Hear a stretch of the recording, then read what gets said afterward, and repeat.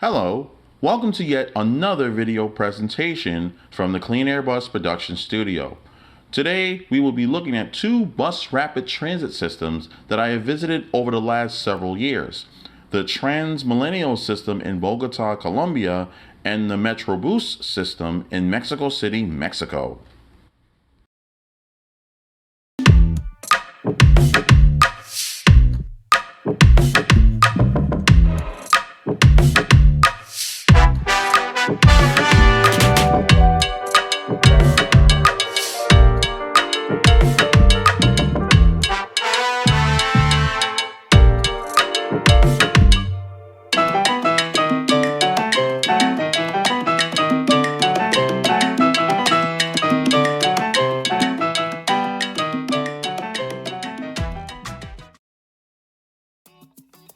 First, let's have a brief discussion about bus rapid transit. Bus rapid transit, or BRT, is a bus-based mode of transportation that combines the flexibility and low capital cost of bus systems with the speed and capacity of rail systems. In much of the world, bus rapid transit is employed as whole transit systems or as a mode within a larger network. Others use the technology for a single line or a group of lines as part of a transit network. Most BRT systems incorporate 7 main features. Dedicated bus-only lanes or rights-of-way to speed past traffic. Off-board fare collection, where fares are collected prior to boarding the actual bus itself. Special branding to differentiate the BRT from a standard bus network. Level boarding to allow all users, especially wheelchairs, to board with the floor of the bus level to the platform. Transit signal priority, which allows buses to change red lights to green or keep lights green to keep buses moving. High capacity buses to move more people within a given corridor. And high capacity stations and transfer points to accommodate high volumes of riders.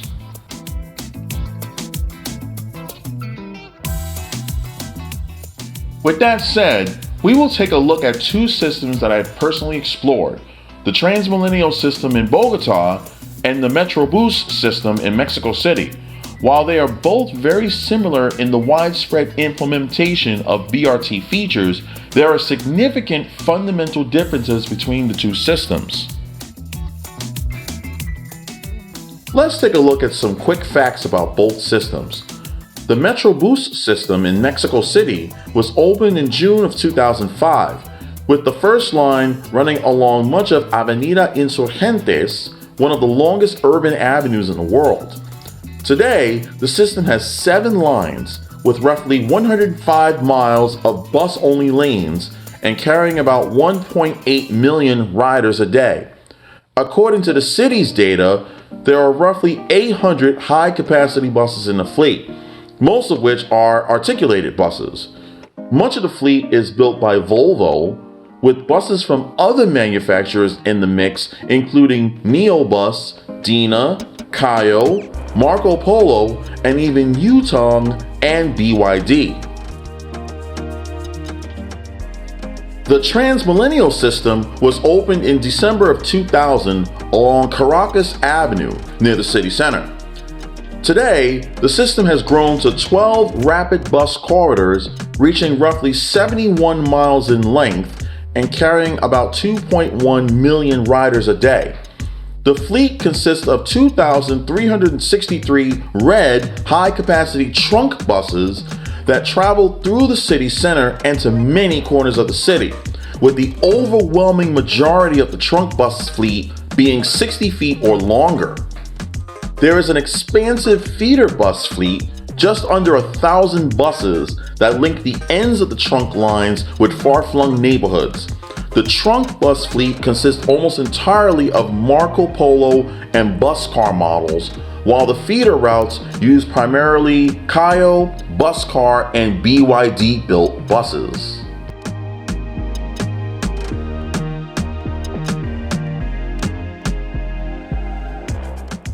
So let's compare these two systems. One thing they have in common is their heavy use of high-capacity buses, primarily high-floor articulated and bi-articulated buses with doors on the left side. This is to facilitate entry and exit via raised platforms so that riders can board or exit easily from the bus floor level as opposed to ground level. As such, there are dedicated lanes strictly for bus rapid transit vehicles to bypass traffic and, more importantly, serve these high-level platforms. Both Metrobús and TransMilenio use red for their primary buses to stand out from other types of bus service in their respective cities. Fare payment is done at the entrance to the stations instead of on the bus, taking the process off the bus and placing it at the station so buses can continue to move people.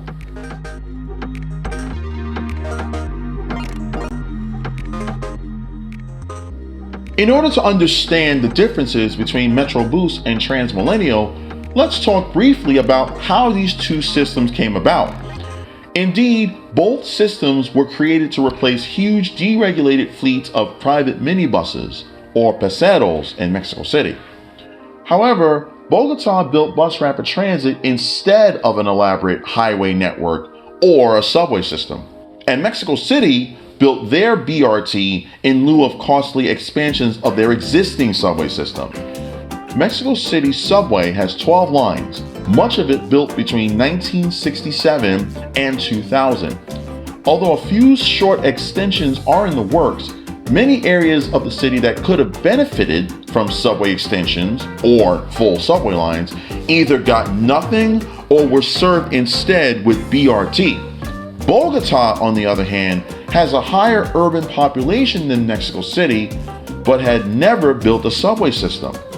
Many residents wanted to see a subway built in their city, similar to Medellin, Colombia's second largest city, but the project was scrapped in favor of BRT since it was much cheaper to build.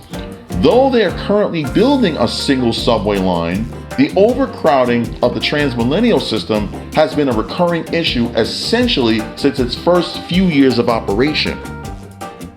Mexico City and Bogotá have wide boulevards throughout their cities, but their implementation of BRT features are quite different.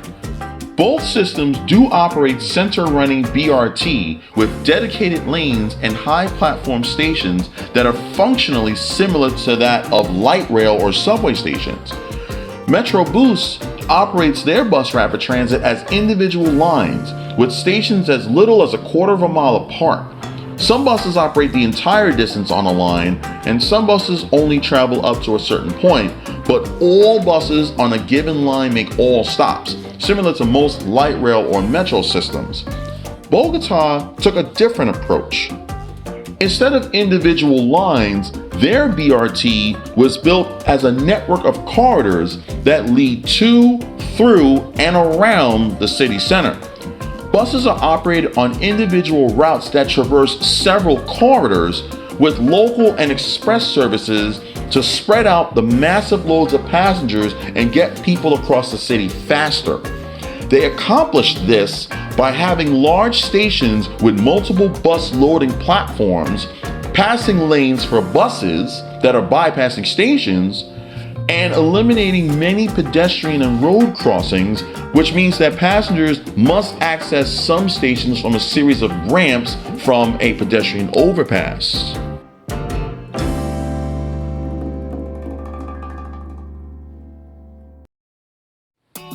Bogotá has primarily articulated and bi-articulated buses, but they also use these shorter buses called dual buses. These are called such because they have doors on the left side for the stations on the trunk lines, but also doors on the right side for bus stops that are off the trunk lines. In essence, they are BRT buses when they're on the corridors, but regular buses when they leave the corridors. There's one TransMilenio corridor that really isn't characteristic of BRT like the others, Carrera Septima, where the dual buses operate in mixed traffic with some painted bus lanes and special bus stops. What makes it part of the network is that there's only one BRT station, Museo Nacional, which oddly enough is the only underground TransMilenio station. Mexico City also has primarily articulated and bi-articulated buses, but not all of their lines use the same buses. Out of the 7 lines in the network, lines 4 and 7 do not use high-floor buses. Line 4 has standard buses of different sizes and propulsions, and Line 7 uses double-decker buses. The decision to use standard low-floor buses on Line 4 stems from the route serving very narrow streets close to the city center. But there doesn't seem to be a consensus as to why double-deckers were chosen for Line 7, except possibly for preservation of the beauty of the Paseo de la Reforma, Mexico City's grandest boulevard.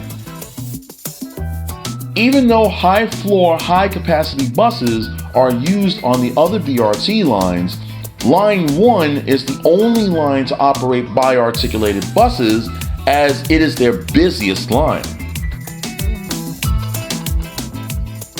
Something worth mentioning briefly is that although much of the video is about Mexico City versus Bogotá in a BRT comparison, Mexico City actually has 2 bus rapid transit systems, one of which primarily operates in the suburbs, called Metrobús.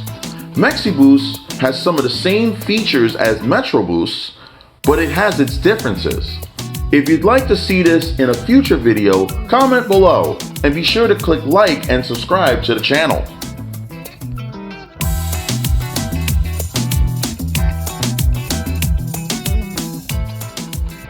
Mexico City and Bogotá have used bus rapid transit technology to promote safer and more reliable public transport for their cities, and for more people to use public transportation instead of driving.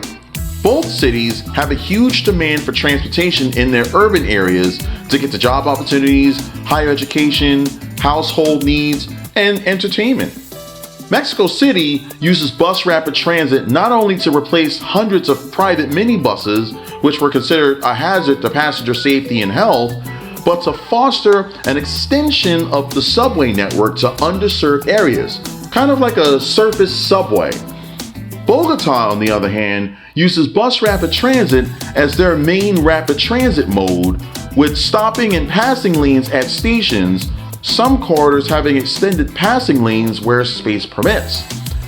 At some intersections, the passing lane becomes a through lane, while the stopping lane becomes a turning lane. This is all to keep buses moving and provide as much capacity and speed as an equivalent rail service, with local and express service and varying route patterns similar to the New York City subway. The end goal is faster service, moving millions of people a day and providing a safe way to get around with the resources at hand and thinking outside the box. The biggest issue with both systems is the overcrowding of buses. In Mexico City's case, much of the overcrowding can be found along lines 1, 2, and 5, much of which has been mitigated in recent years by operating 100% bi-articulated buses on Line 1 and more Artics on Lines 2 and 5. Line 5 doubled its route length over the past few years, requiring roughly twice as many buses as was operating during my 2018 visit. In the case of Bogotá, they opted to operate as many bi-articulated buses as possible and altered the stopping patterns of many of its express routes, a number of which run all day. Even during the midday hours, buses are still overcrowded, with many routes running as frequent as every 5 minutes. Overcrowding aside, I do admire how incredibly fast buses got across the city, with travel times from one end of the network to the other as little as an hour, which is half that of driving in a city with an ever-increasing traffic problem. Bus bunching is a big problem in Bogotá, as many routes operate along the Caracas corridor, which has many road intersections. There is no transit signal priority to move buses more quickly through the intersections, which may very well be the causal factor of bus bunching, decreased reliability, and subsequently overcrowded buses. Because of the sheer volume of buses, I'm not too sure how transit signal priority would work, since every single bus in 2 lanes per direction can trigger the priority signals, much to the point that cross traffic will probably never have the right of way. Some corridors have very little to no intersections, but Caracas Avenue is part of a well-established street grid, making intersection removal extremely complicated.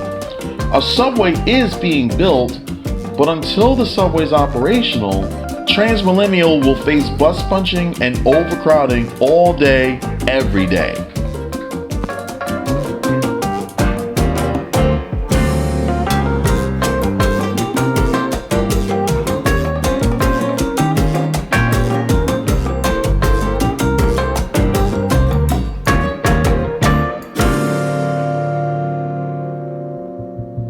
Thank you for watching. We hope you enjoyed this video. For more videos like this, feel free to hit the subscribe button and stay tuned for new content. The Cleanairbus Production Studio, showcasing mass transit.